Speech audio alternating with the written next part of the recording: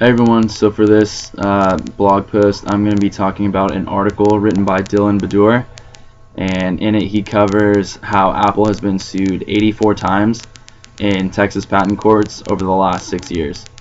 So in class last Monday we were talking about how Marshall, Texas and Tyler, Texas were big courts and cities for patent litigation.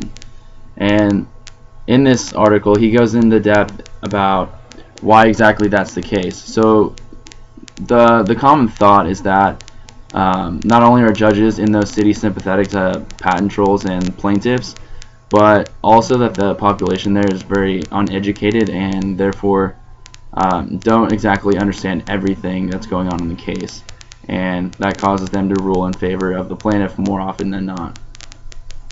So Michael Smith, an IP lawyer working down in Texas, was interviewed by Badur, and basically back in the 90s he was working on a case with Texas Instruments where he filed a case in Dallas, and since Dallas is a big metropolitan area there was a high crime rate, and therefore criminal cases took precedence over patent cases. So with the case being delayed further and further and further, costs of litigation kept going up and up and up, and so it became a common thought among IP lawyers and companies that it was just too expensive to operate in those big cities. Hence, that's why they started moving to Marshall and Tyler, Texas. For example, Marshall doesn't even have a U.S. Attorney's Office or a prison, so there's very, very few criminal cases that happen in those courts. Marshall is actually one of the first town courts to become part of the patent pilot program, and with it, more and more cases found their way to Marshall because they became more experienced.